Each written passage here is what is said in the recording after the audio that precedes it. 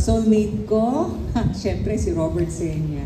Nag-umpisa kami bilang mabuti, matalik na magkaibigan, just like si Kim and si Jen, na magkaibigan na naging nagkaibigan, travel buddies, na even up to now, we really spend time na magkasama kami pati sa trabaho, paglayas-layas namin, and we really enjoy our life together. And I think I found my soulmate in him.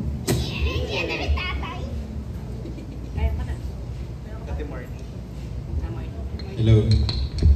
Soulmate mo daw, Temar. Habang nakamarimar ka dyan. Nakakainis naman. Okay, ako I think tama naman lahat ng sinabi. Yung, alam mo, for the longest time, akala ko nakita ko na, tapos hindi pala. Kasi nung dumating yung taong yon, yung kasama ko ngayon, alam ko na agad, yung unang beses ko pa lang na nakilala. Tapos alam ko na, nasabi ko sa sarili ko na, whatever happens, yung taong to, magiging part ng buhay ko. So, I know na, yun yung indication na kaya alam ko na yun. Huwag isistan. Okay. Miss Pangilinan.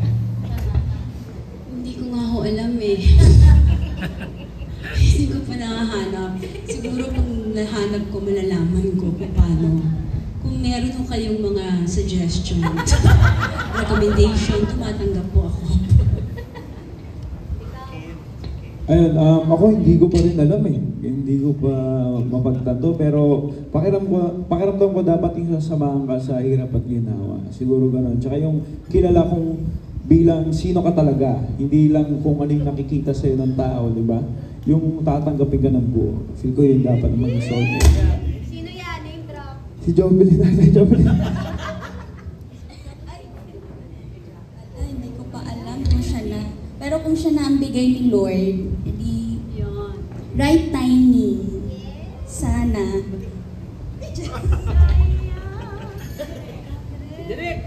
Sumagot ka. Artista. I'm with someone right now, but I can, say it forward na. I don't know. I don't know what a soulmate is. Ako kasi tipo with my past relationships, nakita ko yung sarili ko na hindi ako nafo-fall in love na, may in love ako dito. Ako kasi yung tipo na nag-aaral eh. Yung makakarelasyon ko, dapat kaibigan ko muna siya. Tapos kaya ako long-termer. Ang mga relationships ko, matatagal. Pinaka-maigsi na 5 years. So, kaibigan ko muna bago ko nakakarelasyon. I'm in a 5-year relationship right now. And feeling ko naman, kasi, lahat nagbabago eh. So, palagay ko nagbabago rin ang kaluluwa. With experience, with the love that they give and, receive. We get to mold our own soul eh. So, if the souls are changing, it's very hard for us to really, be with a soulmate, that is. Kasi, ang hirap na nga makilala yung sarili, maghanap ka pa ng swak na swak sa'yo, sobrang swerte na nun. Thank you very much. That was G. Trilliana of Malaya. Up next, we have Mark Magadia of Maganda Ba Movie. Hello guys. So, question ko muna sa cast. Sorry. Wait, nabablank ko. Sa cast, can you tell us something about the characters that you're playing? Tapos ano yung nagiging inspirasyon ninyo? Or parang naging excited kayo to play the characters that you are portraying? Ayun. Hi po, ako po Hello. Annyeonghaseyo, part Mimi po sa pelikula. Sobrang thankful ako kay Direk kasi sinama niya ako dito kasi alam niyang mahilig kami manood ng K-drama lagi. Ayun, pinagpupuyatan namin nila Lauren. Tapos nung sinabi niyang mag-shoot sa Korea, nag-aral talaga kami nag-aral kami nanood, lalo na ako kasi yung role, Korean talaga. Yun, si Park Mini, boss siya, ay CEO ng Park Empire Korea. At boss nila, Juanito at Sonny Boy. Sonny Boy. Ako po si Sonny Boy, best friend ni Park Junjun. And po, ang pinaka natuwa ako, syempre at na-excite yung parang ako yung magiging promotor kung bakit gagawin ni Quiz J yung mga gagawin namin sa Korea.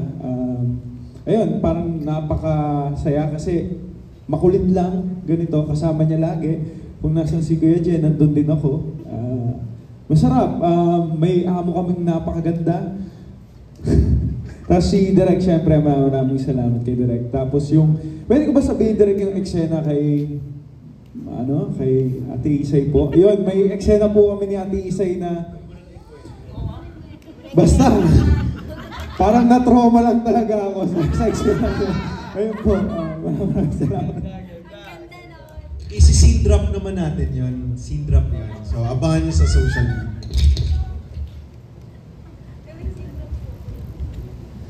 Buti pa sila nakapunta ng Korea o hindi.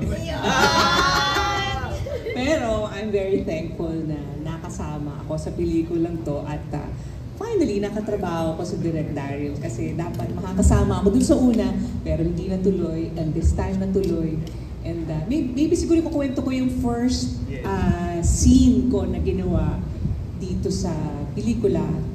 May racket ako nun sa gabi. So dahil mabubuting loob siya, naiintindihan niya yung buhay na kailangan maghanap buhay, inuna niya yung eksena ko. Yung eksena ko parang more than 7 minutes. And knowing Direk Daryl na mahilig siya ng isang take, ang dami-dami kong sinasabi at pinapunta niya ako dito, pinapunta doon, pinabalik dito, dito ka favor, dito. Siyempre, first time yun. Walang second take, walang close-up, walang malayo, wala, isang go. Hanapin mo yung camera mo, make sure na alam mo ang blocking mo. First time ko, buti na lang, dahil ako ay tumanda na sa teatro, kami po, siguro, sanay na sanay kami na inaaral talaga po namin yung script bago kami tumapak sa set. So, and knowing him, kailangan kong magpakitang gilas. And I think... It was 7 minutes. It was 7 minutes na shot na naglalakad siya sa dagat. So, tapos, may araw sa harapan, so nakakasilaw, kailangan niyang hanapin. 7 minutes full. Isang buong bloke ng script. First take ng buong pelikula sa Pilipinas. 1 take lang kinuha ni Miss Isay Alvarez. So, napakahusay. At dahil doon, binigyan niya ako ng pabuya. Sabi niya, ito bumili ka na regalo mo.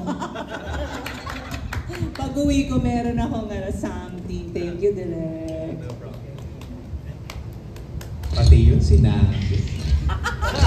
That's how generous our director is. Eto naman, kung inaral yung script, eto pag kinakast ko, hindi ko pinapadala ng script. Wala po akong script. So dumating ako doon, ang alam ko lang kasali ako. Ano ako dito? Ano ako dito? Ano po ako dito? Ano pong role ko? Tapos, nung look test, actually doon niya na sinabi sa akin, nung kami nagkita. Sinabi niya sa akin, nanay ka ni Kim, okay? Tapos, nagpa-blower ako, sabi niya, huwag ka magpa-blower, hindi mo kailangan yan, magulo mo ako dito. Bakit? Sabi niya, nakamamatay lang ang asawa mo, so wala ka. So, bali, ang role ko dito, nanay po ako ni Kim, kamamatay lang po ng asawa ko. Namatay po ang asawa ko, kaya ako magulo ang isip ko. Nasa resettlement area po kami, kaya ako wala akong panahon magsuklay, yung ganon. Alam niyo po yung ganon, barangay captain po ang asawa ko, kaya parang we're trying to fill the position ng pagiging head niya doon sa barangay po namin. Na pinamumunahan din po ng anak ko na si Kim. So yun po ang role ko.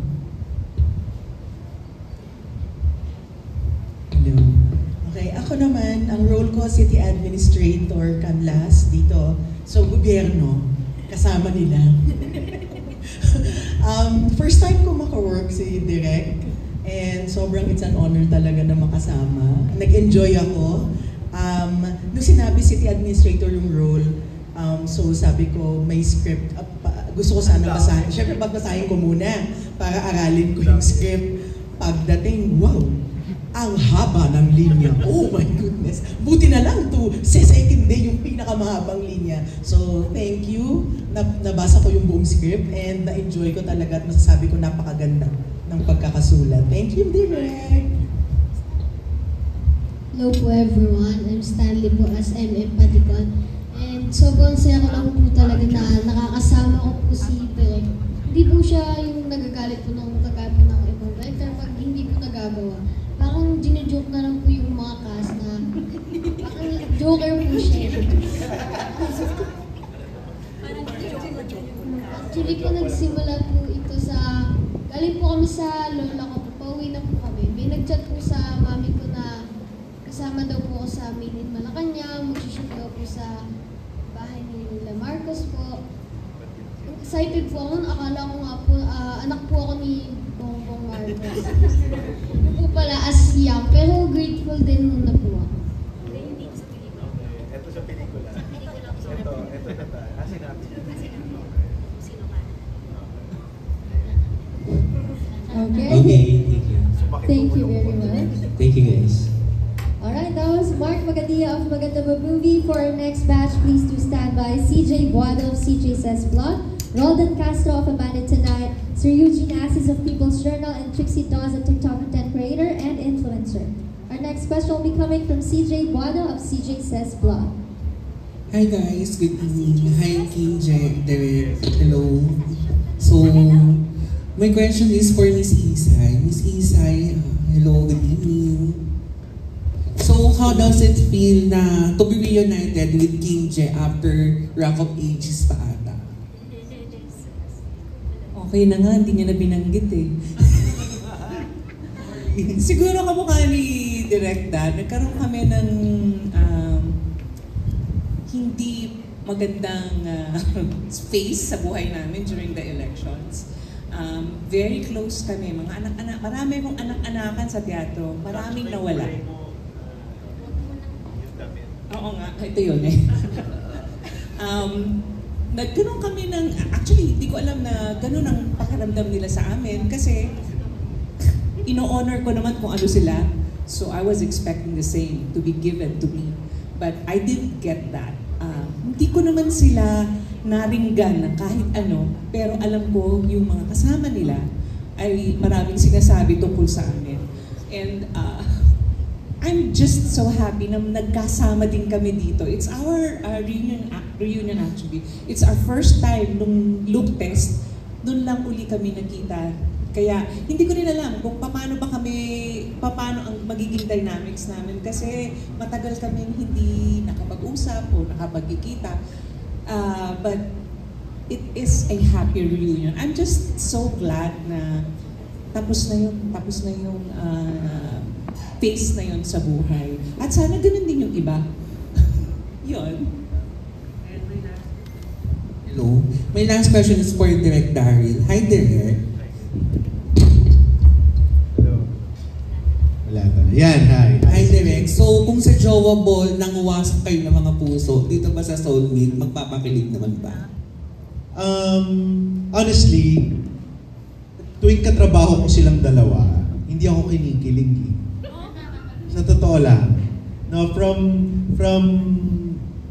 I'm always looking at my movies. Na, while doing it, I'm the director, I'm the writer. I adjust it agad. Pag may hindi sila gusto, may iba silang gustong bitawan o gawin, I instantly adjust it. No? So when I'm making the film, I'm the creator.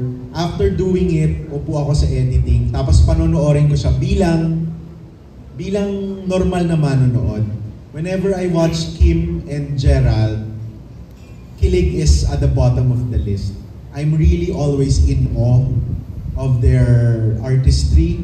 Sa Jowable pa lang yung braveness ni Kim, yung courage to portray such irreverent film, which is ngayon normal na lang sa industriya. Pero during 2019, tinaasan kami ng kilay ng lahat ng manonood kasi sobrang bago. Hindi sigurado ang Viva kung kayang tanggapin ng tao yung kagaspangan ng humor ko.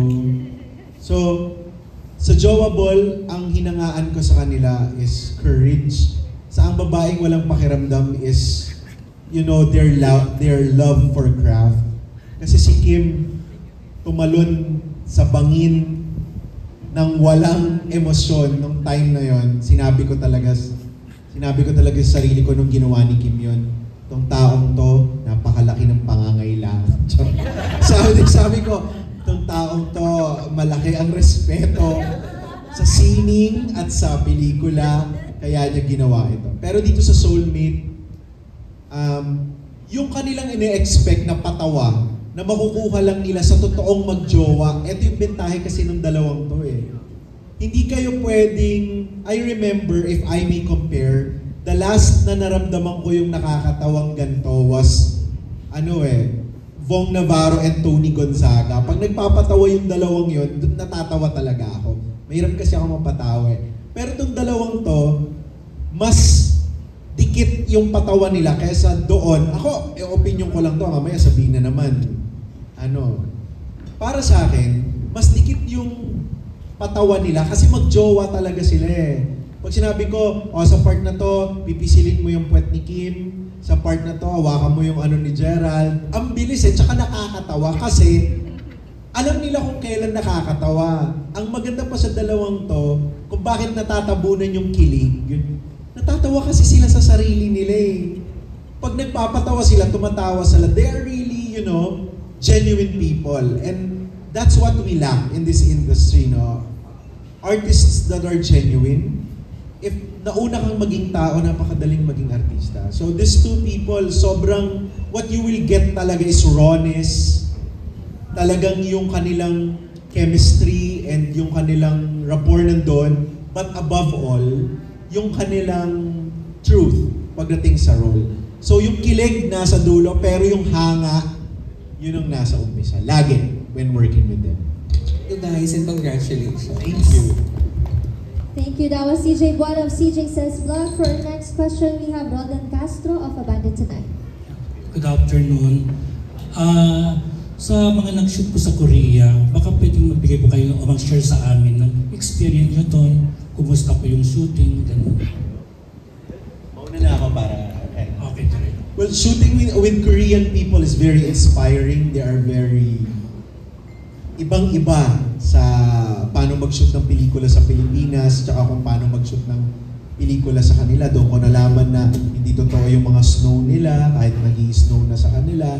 So madami kaming mga natutunan. At the same time, meron kaming mga kinaiinggitan, pero meron din kaming mga buti na lang sa atin, hindi ganito, buti na lang, hindi ganyan. So it's a different world, but we always try to, pumunta dun sa middle ground kung paano. We are just so lucky na we got the chance to work with Filmline, work with their production team, and with their actors and actresses. Sobra. Ngayon ko na-realize na importante talaga ang visual, especially ang make-up ng mga artista. Mas matagal yung sa atin, sandali lang ang makeup ng artista, bihes, matagal ang setup. Sa kanila, Sir Walden, mas matagal yung makeup. Pagka-makeup, unang lagay, test sa screen kung tama ang eyeshadow, balik. Test yung lipstick, balik. Sobrang precise nila sa itsura ng artista. Konti lang sa talent. Pero yung itsura, mahalaga sa kanila. Yun lang yung napulot ko. Kayo, kasi pag inabot ko kay Ate Isa ito, magagalit. Ano ba? Kasi yung role ko dito, siya eh, well, okay lang naman sa akin. Wala naman akong pake, kasi okay lang, ako naman to. Pero nakakatawa magpanggap na Koreano sa bansa nila. So, sa latang, kita mo yung prosthetics eh. So, hindi, maganda kasi Oo, pinagtitinginan ako. Pero ang maganda doon, sabi ko nga, habang pinaprosthetics ako, ano ang maganda dito? Titignan ka, kung matatawa sila, tatawanan ka nila. Kung magtataka sila, makita mo nagtataka yung mukha nila, tapos aalis na sila. Dito yan, kukumpulan yan, malapit sa'yo, tapos i-video ka. Tapos ano yan, para saan yan, kuya? Ano ba nga yan? Saan pa palabas yan, kuya? Ganun dito eh. So, siyempre dagdag trabaho sa artista yun eh. Hindi ka naman pwedeng magsungit doon kahit sabihin natin 12 oras ka ng pinoprosthetics, di ba? Pero doon, based on my experience, of course, it's nice to shoot in Korea during the cold days dahil ang lamig, dahil dito siguro all year round mainit pag nag-shoot. So kung para sa akin kung meron man tayong challenges na kinaharap doon, pipikit lang ako, tapos ang sarap ang lamig. Gagawin lang ako. Malamig. Kim? Ako ano ba? Honestly po kasi ang pinagtuunan ko po ng pansin doon, kung anong oras po ako matatapos kasi sasabay po kay Jobelyn, pupunta po bibiling skincare. Huli yung buong pro. Kasi po ang kada cut, meron bang olive yung malapit dito, ganyan. Tapos si Jobelyn tsaka si Lauren, ate, nakamili na kami. Wow, okay, sige. Kasi po ang mas may eksena doon talaga madami si Jen. Kasi siya talaga yung taga doon. So, pero tama po din yung sinabi ko. Yun, okay. They're very particular with yung look nung actors nila. Yes. Sobrang, yun ang pinagtutuunan ng pansin, yung itsura ng kanilang mga bida. Binibiro ko na nga lang kasi sabi, parang nakabibiro-biro ko yung mga kasama natin.